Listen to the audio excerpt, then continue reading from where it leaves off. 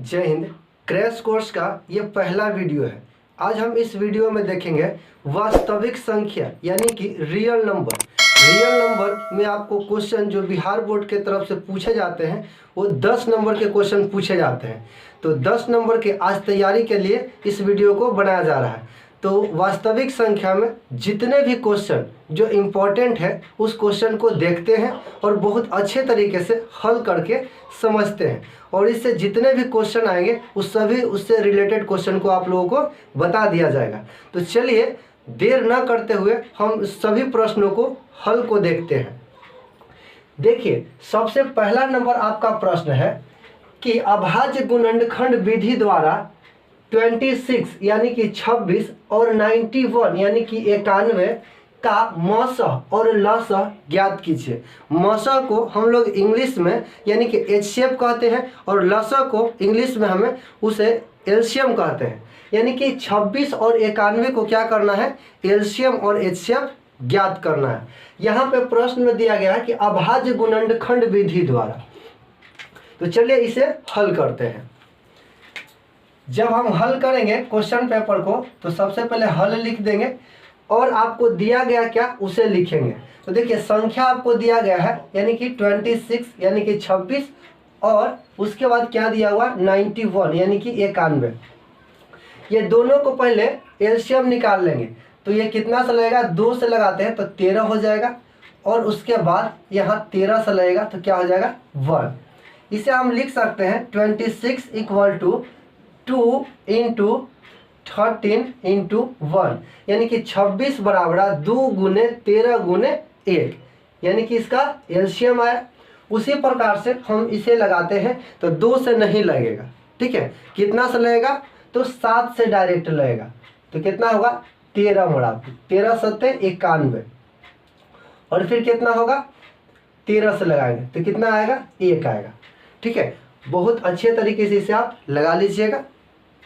इसे आप क्या लिख सकते हैं, 91 को आप लिख सकते हैं 7 गुना 13 गुना 1, इस प्रकार से, यानी कि इसका एलसीएम होगा। अब देखिए, एचसीएफ निकालने के लिए यानी कि मौसह को ज्ञात करने के लिए आप देखिए ये दोनों में जो मैच कर रहा है यानी कि मैच कर रहा है वो एचसीएफ में आ जाएगा। तो देखिए यहाँ पे मैच करने वाला कौन सी संख्या है, तो यहाँ देखिए मैच करने वाला आपका जो संख्या है ये 13 है और क्या है 1 है। तो इसे आप लिख लीजिए। देखिए यहाँ पे ये दोनों मैच किया तो एक हम लिख लेते हैं 13 इंटू ये दोनों में से एक लिख लेते हैं। तो 13 में 1 से मल्टीप्लाई करेंगे तो फिर उस संख्या के बराबर यानी कि 13 ही होगा। चलिए अब हमें निकालना है लसह। तो यहाँ लसह देखेंगे, लसह। अब देखिए लसह निकालने के लिए बहुत ही सिंपल तरीका है। देखिए कोई एक संख्या को क्या करना है, यानी कि दिखाई नहीं देना चाहिए, यानी कि ढक लेना चाहिए। या तो इस नीचे वाला संख्या को ढक लीजिए या तो फिर ऊपर वाले संख्या को ढक लीजिए। तो चलिए नीचे वाले संख्या को ढक लेते हैं। तो क्या मिलता है हमें 2 गुना 13 गुना 1। तो हम इसे लिख लेते हैं। तो यहाँ लिखेंगे 2 गुना 13 गुना 1। अब हम यानी कि जो संख्या को ढके हुए थे इसे अगर हटाते हैं तो जो संख्या नहीं मैच किया है उसे लिखना होता है। तो देखिए ये संख्या मैच किया हुआ नहीं लिखेंगे, ये संख्या मैच किया हुआ नहीं लिखेंगे। उसके बाद देखिए ये संख्या नहीं मैच किया हुआ तो ये संख्या को क्या करेंगे, लिख लेंगे। यहाँ इंटू करके क्या कर लेते हैं 7 और मल्टीप्लाई कर दीजिए, वही आपका क्या होगा आंसर होगा। तो 13 दुना का 26 होगा और 26 में 7 से गुना कर लीजिए। 26 में 7 से गुना कर लीजिए। 7 6 के 42 के आपका 2 हो जाएगा, हासिल के 4 आ गया। 7 दुना के 14, 14 और 4 कितना होगा 18 होगा। 182 आपका क्या हो जाएगा आंसर, 182। ये जो है से आपका क्या हो गया आंसर। मौसह के लिए आपका आंसर आया कितना 13 और लसह के लिए आपका आंसर कितना आया 182 आया। तो इस प्रकार से आप बनाइएगा, आपका पूरा नंबर मिल जाएगा। देखिए बिहार बोर्ड में जो क्वेश्चन सेट किया जाता है ना, यानी कि या तो क्वेश्चन वो रिपीट होता है यानी कि जो क्वेश्चन पूछा गया है उसी क्वेश्चन को फिर से पूछ दिया जाता है, या फॉर्मेट बिल्कुल एक ही रहता है। फॉर्मेट एक ही रहता है, उसमें अंक को चेंज कर दिया जाता है। बनाने का तरीका भी यही रहेगा, अंक चेंज कर दिया जाएगा। जैसे कि देखिए क्वेश्चन अगर देखा जाए तो यहाँ पे आपका क्वेश्चन हो सकता है कि 26 के जगह पे 96 यानी कि 96 कर दे, और यहाँ पे 91 के जगह पे 404 कर दे। बताइए अगर आपको क्वेश्चन 26 और 91 वाला बनाने आ जाएगा तो क्या आपको 96 और 404 का नहीं बनाने आएगा? बिल्कुल आ जाना चाहिए। इस मेथड को आपको समझना होगा। इसी तरीके से आपको बनाना होगा। दोनों को सबसे पहले एलसीएम निकालेंगे, मैच कर गया तो मसा, और जो मैच नहीं किया उसको यानी कि जो ऊपर वाला लिख लेंगे पूरा, जो मैच नहीं किया उसको लिख लेंगे और क्या निकाल लेंगे, गुना करके लसर निकाल देंगे। इस प्रकार से बनाइएगा। देखिए कभी कभी क्वेश्चन क्या होता है कि 3 अक्षर यानी कि 3 डिजिट का होता है। यहाँ पे देख लीजिए, इसको मिटा देते हैं। अब क्वेश्चन जो होगा जैसे कि दिया रहेगा 15, 12 और उसके बाद और करके दिया रहेगा कितना, जैसे क्वेश्चन है 21। अब 3 अंक वाला है तो 3 अंक वाला आएगा तो बच्चा हो सकता है कि नर्वस हो जाएगा। चलिए नर्वस होने की ज़रूरत नहीं है, उसे भी हम क्लियर कर देते हैं। चलिए यहाँ जो है आपका 3 अंक वाला, तो इसे किस प्रकार से बनाएंगे, तो इसी प्रकार से बनाने का तरीका कोई दूसरा नहीं। 15 को निकालेंगे, 12 को निकालेंगे और फिर 21 को निकाल लेंगे। ठीक है, देखिए 3 से लगेगा तो 3 5 15 और फिर 5 से लगा देंगे तो 1 हो जाएगा। 2 से लगाएंगे तो कितना होगा, 6 दूना के 12 और फिर 2 से लगाएंगे तो 3 होगा और फिर 3 से लगाएंगे तो क्या हो जाएगा, 1। उसी प्रकार से 3 से लगाएंगे तो 7 होगा और उसके बाद 7 से लगाएंगे तो 1। सबको लिख लीजिए, 15 = 3 गुना 5 गुना 1। उसके बाद 12 को लिखते हैं तो 2 गुना 2 गुना 3 गुना 1। उसी प्रकार से 21 को लिख लेते हैं तो क्या होगा, 3 गुना 7 गुना 1। अब देखिए मसा के लिए अभी जान रहे हैं कि जो दोनों में मैच कर रहा था, यहाँ पे 3 अक्षर वाला है यानी 3 डिजिट वाला है तो तीनों में मैच करना चाहिए। उसी को हम क्या कहेंगे, यानी कि मसा कहेंगे। तो यहाँ देखिए अब यहाँ कौन मैच कर रहा है, तो देखिए इसमें भी 3 है, इसमें भी 3 है और इसमें भी 3 है, यानी कि मैच कर गया। इसमें भी 1 है, इसमें भी 1 है और इसमें भी 1 है। तो मसा निकालेंगे, मसा क्या होगा, देखिए यानी कि ये 3 यानी कि सभी में है तो 1 3 को लिख लिए, इनटू ये 1 सभी में है तो 1 को लिख लिए। बाकी तो मैच नहीं किया है तो हम क्या करेंगे, गुना कर देंगे। अब तो 3 में 1 से गुना करेंगे तो 3, ये आपका हो गया HCF बराबर, यानी कि मसा का आंसर आ गया। अब देखिए ये जो मसा का आंसर, अब हमें ज्ञात करना है लसा। तो लसा के लिए क्या करना होता है, तो लसा के लिए देखते हैं, लसा ज्ञात करने के लिए देखिए लसा के लिए आपको यानी कि 2 को यानी कि ढक लेना होगा। इस बार क्या करना होगा, 2 को ढक लेना होगा। तो 2 के ढक लेते हैं तो क्या होगा, ऊपर में बचेगा 3 × 5 × 1। यहाँ पे लिखेंगे 3 × 5 × 1 इंटू। अब देखिए ये जो 2 बचा हुआ है इसमें से हम वही संख्या को लिखेंगे जो मैच नहीं किया हुआ है। तो चलिए मैच नहीं किया उसे हम रेड से राउंड कर देते हैं। देखिए 2 नहीं मैच किया है, ये भी 2 मैच नहीं किया है और ये 7 नहीं मैच किया हुआ है। तो इसे लिख लीजिए क्या, 2 गुना 2 गुना 7, इसको लिख दिए। अब गुना कर लीजिए तो यहाँ पे देखिए 5 तिहाई 15 और यहाँ पे 2 दूना के 4 और 4 में अगर हम 7 से गुना करते हैं तो सच्चों को 28, 28 में 15 से गुना करना है। तो 28 में 15 से गुना कीजिए, 8 × 40 की 0 हासिल के 4 हो जाएगा। 5 दूना के 10, 10 और 4 14 हो जाएगा। अब इधर देखिए 1 में 8 से गुना करेंगे तो 8 और 1 में 2 से गुना करेंगे तो 2, जोड़ लीजिए 0, 8 4 12 की 2 हासिल के 1 हो जाएगा। 2 और 1 3, 3 और 1 4, कितना हो गया 420। यहाँ इक्वल टू दे करके लिख देंगे 420। ये जो हुआ आपका आंसर।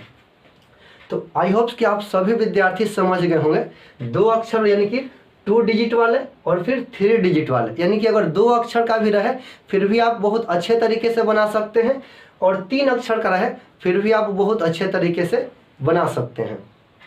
तो इसी प्रकार से बनाइएगा, आप बहुत अच्छे तरीके से जब बना दीजिएगा पूरा अच्छे राइटिंग में तो आपको पूरा नंबर मिल जाएगा। आई होप्स कि आप बहुत अच्छे तरीके से इस प्रकार के क्वेश्चन समझ गए होंगे। देखिए यहाँ पे हम 26 और 91 वाला बता दिए हैं और 15, 12 और 21 वाला बता दिए हैं। आप अपने घर पे अभ्यास कर लीजिएगा 96 और 404। अपने मन से फिर से एक नया क्वेश्चन रख लीजिएगा, जैसे कि 226 और 191। इस प्रकार से क्वेश्चन रख करके आप बना लीजिएगा। क्वेश्चन का फॉर्मेट यही रहेगा। आप बहुत अच्छे तरीके से जब बनाने के लिए सीख जाइएगा तो समझ लीजिए कि एक क्वेश्चन के लिए आपको 2 नंबर मिल जाएगा। क्वेश्चन ऑब्जेक्टिव में फिर भी बहुत अच्छे तरीके से बना सकते हैं। क्वेश्चन सब्जेक्टिव रूप में फिर भी आप बहुत अच्छे तरीके से बना सकते हैं। तो चलिए अब हम देखते हैं नेक्स्ट क्वेश्चन। दूसरा क्वेश्चन बहुत ही महत्वपूर्ण है। आप इसे या तो रट लीजिए या तो आप बनाने के लिए बहुत अच्छे तरीके से सीख जाइए, तभी जा करके आपको बिहार बोर्ड में 2 नंबर मिलेगा। क्योंकि ये क्वेश्चन बिहार बोर्ड में 100% क्वेश्चन पूछता ही पूछता है, क्योंकि हर एक साल इस टाइप के क्वेश्चन पूछे जाते हैं। तो चलिए देखते हैं इस प्रश्न को। देखिए प्रश्न आपका है दूसरा नंबर कि सिद्ध करें कि √2 एक अपरिमेय संख्या है। यानी कि सिद्ध करके दिखाना है कि √2 एक अपरिमेय संख्या है। ऐसे हम जानते हैं कि परिमेय संख्या क्या है और अपरिमेय संख्या क्या है। जिसे हम p/q के रूप में लिख सकते हैं उसे हम परिमेय संख्या कहते हैं, और जिसे हम p/q के रूप में नहीं लिख सकते हैं या उसका दशमलव प्रसार कभी खत्म नहीं होता है उसे हम अपरिमेय संख्या कहते हैं। तो देखिए √2 का वर्गमूल पूरा नहीं निकल पाता है, जिसके कारण हम उसे अपरिमेय संख्या कहते हैं, लेकिन हमें सिद्ध करके दिखाना है। और ये क्वेश्चन आपको बिहार बोर्ड में 2 नंबर से पूछते हैं। चलिए तो बनाएंगे कैसे कि आपको 2 नंबर मिल जाए। देखिए माना कि √2 एक अपरिमेय संख्या है, यानी कि क्वेश्चन सिद्ध करके दिखाना है कि √2 एक अपरिमेय संख्या। तो हम मान लिए कि √2 एक परिमेय संख्या है जहां p/q, q = ≠0, यानी कि p/q के रूप में परिमेय संख्या होता है, लेकिन यहाँ q का मान 0 नहीं होना चाहिए। किसी भी संख्या के बट्टे में 0 नहीं होना चाहिए। तो √2 = p/q, यानी कि इसे हम समीकरण 1 मान लेते हैं। ठीक है, यहाँ पे जहाँ p/q, q = ≠0, ये तो सिंपल तरीके से लिख दिए और सिद्ध करना है हमें √2 को। तो √2 = p/q समीकरण नंबर 1 हो गया। अब आगे देखिए, दोनों तरफ हम वर्ग कर देते हैं, यानी कि बराबर के पहले भी और बराबर के बाद में भी वर्ग मतलब स्क्वायर कर देते हैं। तो देखिए √2 का अगर स्क्वायर करते हैं तो √2 गुना √2, फाइनली रूट के अंदर 4 हो जाएगा। और 4 का वर्गमूल कितना होता है? 2 होता है, यानी कि √2 का स्क्वायर क्या होगा? 2 होगा, इक्वल टू p/q का होल स्क्वायर। और इसे हम क्या कर लेते हैं? समीकरण नंबर 2। बहुत अच्छे तरीके से अब समझिए, यानी कि बराबर के पहले जो अक्षर होता है या बराबर के पहले वाला जो पक्ष होता है उसे हम LHS कहते हैं, और बराबर के बाद हम कहते हैं RHS, यानी राइट हैंड साइड, और इधर इसको कहते हैं हम लेफ्ट हैंड साइड। अब देखिए ये जो लिखा हुआ है आप लोगों को हो सकता है कि याद ना हो, लेकिन याद करने का टेंशन छोड़ दीजिए, बहुत ही सिंपल है। आप सिर्फ समझिए, इतना समझिए कि बराबर से पहले वाला को LHS कहते हैं और बराबर के उस तरफ वाला को RHS कहते हैं। लिखा हुआ है यहाँ RHS p/q के रूप में है। देख लीजिए RHS p/q के रूप में है यहाँ पे, लेकिन LHS p/q के रूप में नहीं है, यानी कि LHS p/q के रूप में अभी नहीं है। इसे हम कर सकते हैं लेकिन है नहीं। तो यहाँ लिखा हुआ यहाँ पे RHS p/q के रूप में है, लेकिन LHS p/q के रूप में नहीं है। तो हमें मानना गलत है, यानी कि जो हम माने वो गलत हो गया। तो हमें मानना गलत है कि √2 एक परिमेय संख्या है, यानी कि जो हम माने हैं वो तो गलत हो गया। तो अब क्या हुआ? अब लिखेंगे अतः √2 एक अपरिमेय संख्या है। सिद्ध हो गया, यहाँ पे लिख देंगे प्रमाणित। बहुत सिंपल तरीके से आप सिद्ध कर सकते हैं, 2 नंबर आपका मिल जाएगा। देखिए इस क्वेश्चन के साथ साथ और भी वैसे क्वेश्चन होते हैं जो आपको बिहार बोर्ड में पूछे जाते हैं। जैसे कि सिंपल तरीके से क्वेश्चन को देखिए कि √2 एक अपरिमेय संख्या है, तो हो सकता है कि √3 भी पूछ दिया जाए आपसे बिहार बोर्ड। तो √3 भी एक आप क्या है? अपरिमेय संख्या है। तो इसको सिद्ध करने के लिए कुछ नहीं है, जहाँ जहाँ √2 दिखाई दे रहा है वहाँ वहाँ √3 को बैठा दीजिए, खुद ब खुद सिद्ध हो जाएगा। जैसे कि देखिए यहाँ पे अगर सिद्ध किया जाए तो चलिए ब्लैक पेन से यहाँ पे उगा देते हैं। देखिए यहाँ पे √3 को अगर सिद्ध करना है तो हम मान लेते हैं, तो क्या हो जाएगा? √3 यहाँ पर भी लिख देते हैं कि √3 और यहाँ पे क्या हो जाएगा, सिर्फ 3 हो जाएगा। अब देखिए यहाँ पे RHS P/Q के रूप में है लेकिन LHS P/Q के रूप में नहीं है, तो हमें मानना गलत है कि √3 एक परिमेय संख्या है। अतः √3 क्या हो गया, अपरिमेय संख्या हो। बहुत अच्छे तरीके से बन गया तुरंत। क्वेश्चन था आपका √2 सिद्ध करने के लिए, बहुत अच्छे तरीके से सिद्ध करके बता दिए। और जब क्वेश्चन आया √3 तो 2 को मिटा करके 3 रख दिए, अपने आप बन गया। हाँ, कभी कभी आपका क्वेश्चन जो आता है इस टाइप के क्वेश्चन होता है, जैसे कि 3 + 2 √5, इस प्रकार के क्वेश्चन पूछा जाता है। तो चलिए इसे भी हम लोग देख लेते हैं, क्योंकि इस प्रकार के अगर क्वेश्चन रहेगा तब क्या करेंगे, फंसना नहीं है, हर एक क्वेश्चन को सोल्व करके आना है। बिहार बोर्ड में जितने भी क्वेश्चन पूछा जाए उस सभी को हल करके आएंगे, क्योंकि क्रैश कोर्स इसीलिए चलाया जा रहा है। तो देखिए समझ लीजिए कि आपका क्वेश्चन है कि सिद्ध करें कि 3 + 2 √5 एक अपरिमेय संख्या है। तो यहाँ पे लिख देंगे कि माना कि 3 + 2 √5 एक परिमेय संख्या है। हम मान ली, इसमें थोड़ा सा कैलकुलेशन की जरूरत है, बाकी और कुछ नहीं करना है। जहाँ P/Q जहाँ P/Q, Q = 0, इसमें भी वही मेथड चलेगा। अब देखिए यहाँ पे जो है कि √3, तो इसे हमें क्या करना होगा, मिटाना होगा, क्योंकि यहाँ पे आपका क्वेश्चन बिल्कुल चेंज हो गया, 3 + 2 √5 हो गया। तो देखिए यहाँ पे हम चेंज करते हैं, तो क्या है जी, 3 + 2 √5 = P/Q। अब देखिए हमें बराबरा से पहले सिर्फ रूट वाला को रखना है, बाकी को सब इस तरफ भेज देंगे। हमें सिर्फ रूट वाला के रखना, बाकी सब हम RHS के तरफ भेज देंगे। तो अब देखिए आगे, यानी कि क्या लिख सकते हैं हम, √5 को लिख ले = अब देखिए P और बटे में Q, यहाँ पे 3 प्लस में है, क्योंकि इससे आगे कोई संख्या यानी कि कोई चिन्ह नहीं है तो प्लस है। इसको हम इस तरफ भेजेंगे तो माइनस में होगा, इसके बटा में तो 1 होगा ना, कोई दिक्कत नहीं होना चाहिए।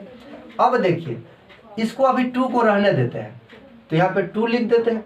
अब देखिए क्या होगा, यहाँ पे एलसीएम होगा Q और P होगा -3Q हो जाएगा। अब खुद समझिए कि 2 √5 = आपको आ गया P - 3Q, 3Q बटे में Q। तो आप क्या लिख सकते हैं, √5 = P - 3Q और बटे में Q। लेकिन ये जो 2 है से नीचे चला गया, क्योंकि यहाँ गुना में है और यहाँ क्या आ जाएगा, भागा में, क्या हो जाएगा 2Q। 29 उसको नहीं समझिएगा गलती से भी, ये क्या है 2 और Q। यहाँ समझिए √5 = क्या हो गया, P - 3Q बटे में 2Q। अब यहाँ देखिए दोनों तरफ वर्ग कर देंगे, जब दोनों तरफ वर्ग कर देंगे तो ये 5 क्या है, रूट से यानी कि बराबरा से पहले सिर्फ ये 5 हो जाएगा, ठीक है। √5 यानी कि √5 था, यानी कि रूट के अंदर में, तो निकल करके 5 हो जाएगा। और यहाँ पे RHS के रूप में क्या होगा, उस सब पूरा लिख दीजिए। इसको समीकरण फर्स्ट मान लेते हैं और इसको समीकरण सेकंड, तो P - 3Q बटे में 2Q, और इसे हम समीकरण नंबर क्या कर लेते हैं, सेकंड कर लेते हैं। बस हो गया, इतना ही दूर कैलकुलेशन करना था। फिर लिख देंगे यहाँ RHS P/Q के रूप में है, लेकिन LHS P/Q के रूप में नहीं है, तो हमें मानना गलत है कि 3 है, तो लिखेंगे 3 + 2 √5 एक परिमेय संख्या है। अतः 3 + 2 √5 एक अपरिमेय संख्या और प्रमाणित हो गया। तो आई होप्स कि आप बहुत अच्छे तरीके से इस क्वेश्चन को समझ गए होंगे। देखिए आपको ज़्यादा नहीं, सिर्फ समीकरण फर्स्ट में ही कैलकुलेशन करना, सेकंड को तो बस वर्ग करके बाहर निकाल देना है। और इधर जिस तरह से वर्ग है यहाँ पे वर्ग होना चाहिए, जिस तरह से वर्ग है उसे वर्ग ही छोड़ देंगे, समीकरण सेकंड मान लेंगे।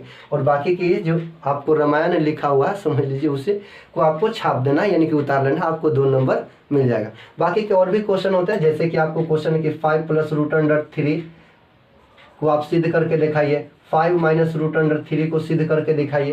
तो इस प्रकार के क्वेश्चन आएगा। अगर इस विधि को समझ गए होंगे तो आप बहुत अच्छे तरीके से उसको भी हल कर सकते हैं। सिर्फ फॉर्मेट यही रहेगा, आप बना लीजिएगा। चलिए अब हम देखते हैं नेक्स्ट क्वेश्चन। तीसरा क्वेश्चन इतना इम्पोर्टेंट है कि ये भी क्वेश्चन बहुत बार रिपीट हो चुका है और बिल्कुल फॉर्मेट यही है, अंक सिर्फ चेंज किया जाता है। तो चलिए देखते हैं तीसरा नंबर क्वेश्चन। तीसरा नंबर क्वेश्चन है कि संख्याएं 135 और 225 का HCF ज्ञात करने के लिए यूक्लिड विभाजन एल्गोरिथम का तकनीक का प्रयोग करें।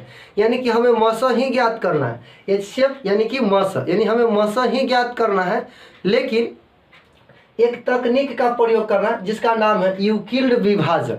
तो उस विभाजन यानी कि उस विधि के द्वारा हमें हल करके दिखाना है कि HCF किस प्रकार से इस प्रश्न में निकाला जाए। तो चलिए हल करते हैं। देखिए आपको अंक क्या दिया हुआ उसे पहले लिख लेते हैं। तो एक अक्षर जो दिया हुआ 135 दिया हुआ है और क्या दिया हुआ है 225 दिया हुआ है। तो अब बताइए इसमें बड़ा संख्या क्या है। जो बड़ा संख्या है उसे आप A मान लीजिए, ठीक है। तो बड़ा संख्या आपका A यानी कि 225 और इसे आप क्या मान लीजिए B मान लीजिए, ठीक है।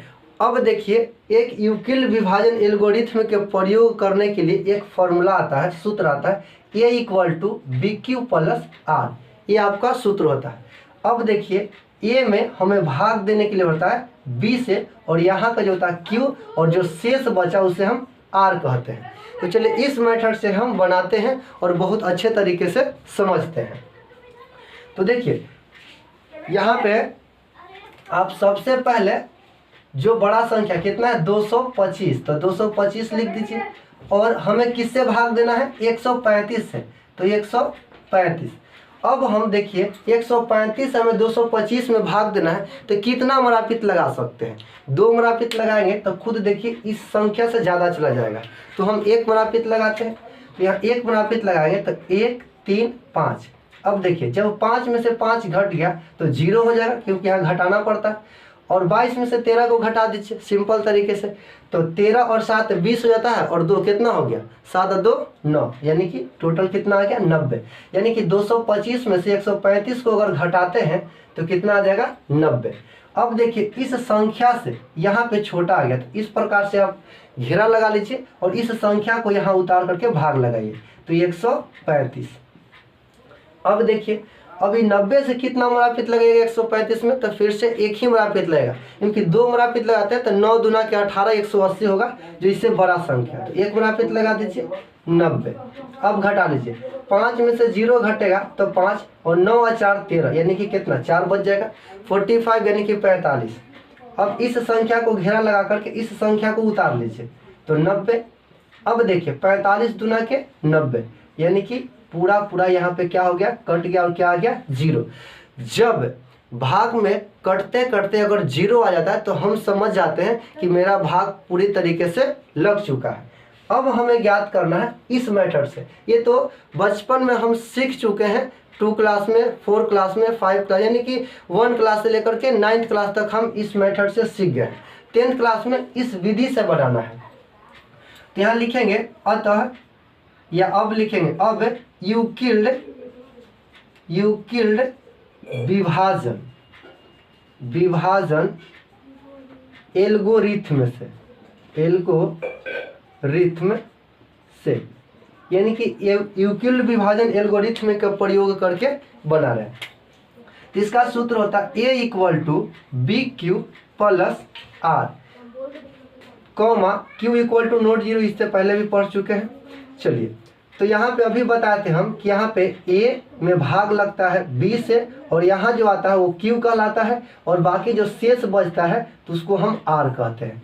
तो सबसे पहले A, तो यहाँ पे A का मान कितना है 225, तो यहाँ 225 लिख देंगे इक्वल टू B का मान कितना है 135, तो यहाँ पे लिख देंगे 135 इंटू Q का मान यानी कितना मरापित लगा है 1 मरापित, तो 1 लिख देंगे प्लस R का मान कितना शेष इसमें बचा था तो 90 बचा था, तो यहाँ 90 लिख देंगे, हो गया। इसके बाद देखिए अब इस कंडीशन में A का मान ये हो गया और B का मान ये हो गया।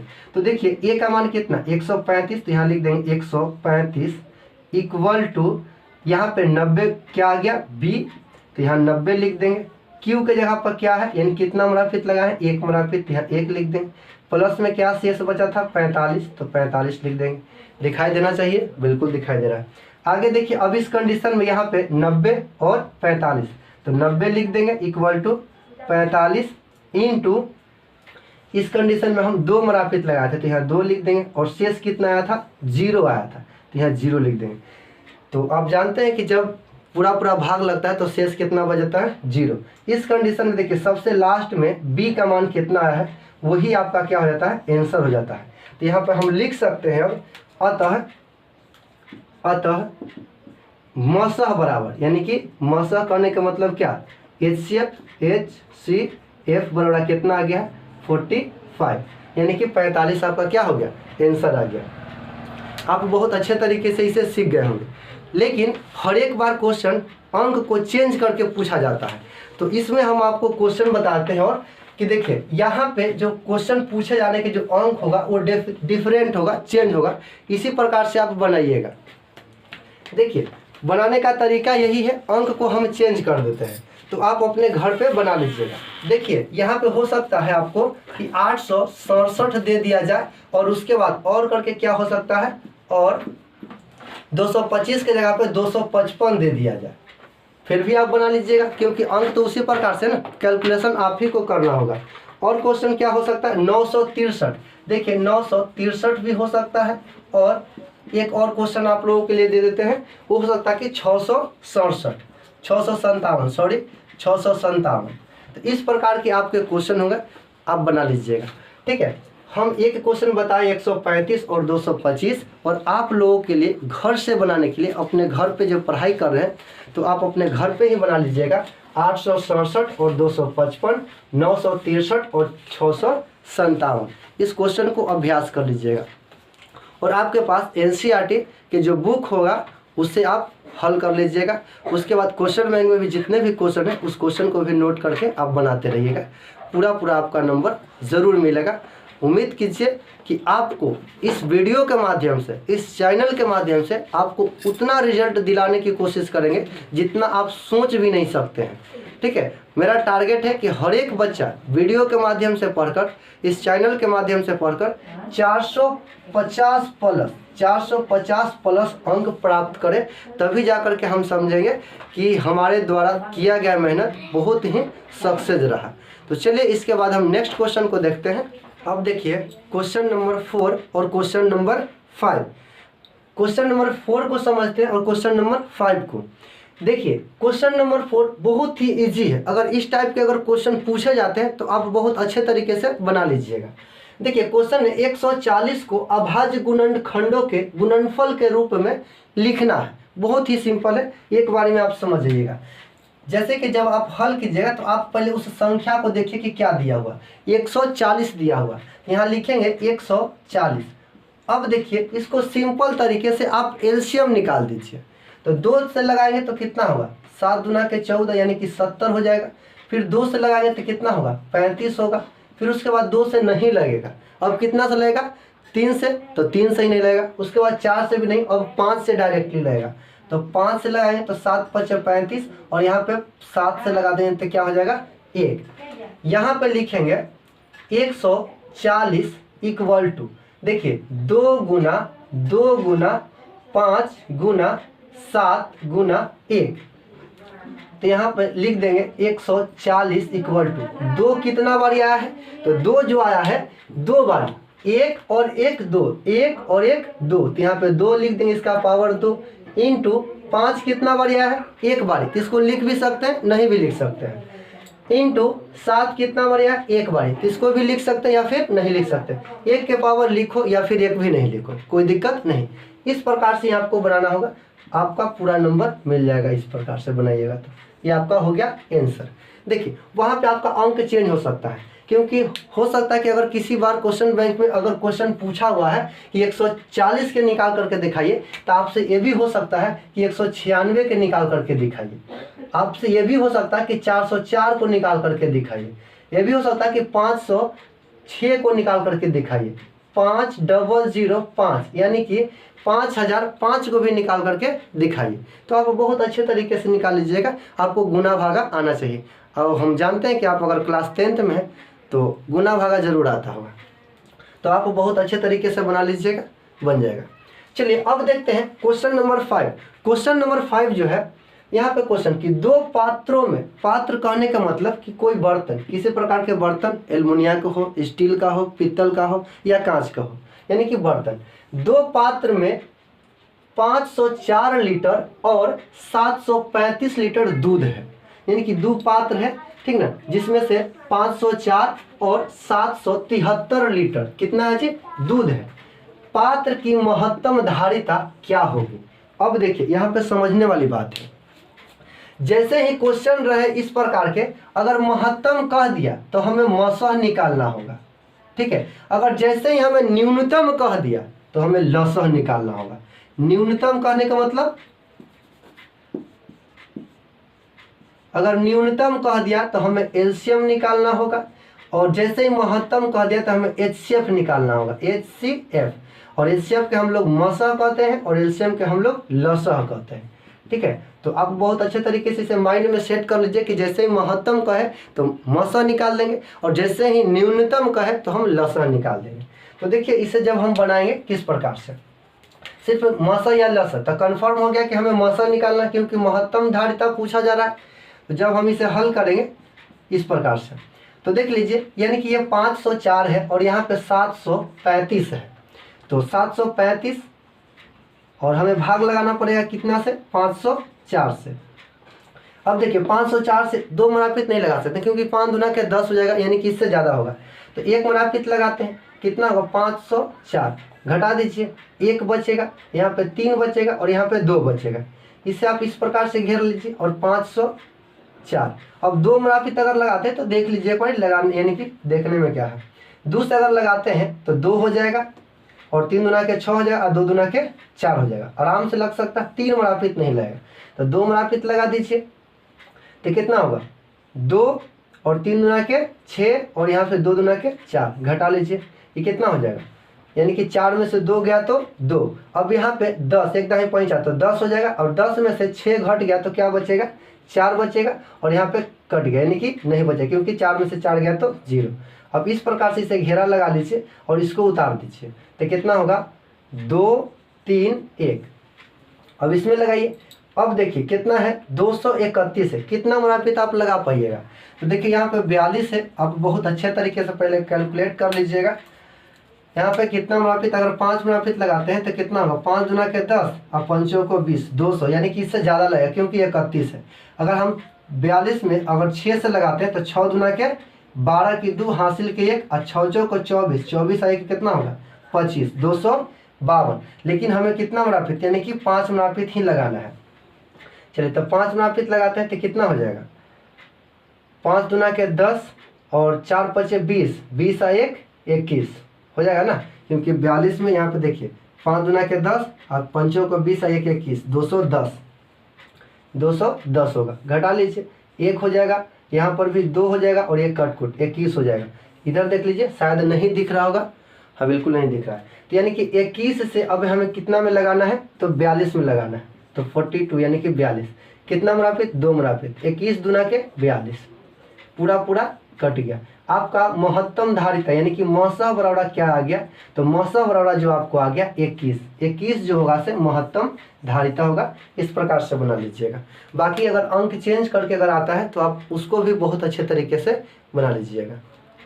आई होप कि आप इस पूरे वीडियो में जितने भी क्वेश्चन को देखें बहुत अच्छे तरीके से समझ गए होंगे। देखिए वीडियो काफ़ी लंबा हो जाएगा, इसलिए हम इस यानी कि रियल नंबर में जितने भी क्वेश्चन है उससे हम 2 पार्ट में डिवाइड कर दिए हैं, पार्ट 1 और पार्ट 2। तो आज का जो वीडियो है ये पार्ट 1 में मात्र 5 क्वेश्चन बता दिया गया, पार्ट 2 में भी 5 या 6 क्वेश्चन होंगे जो आपको पूरा 1 लेसन कंप्लीट कवर कर लिया जाएगा। तो एक और वीडियो इसका बनाया जाएगा।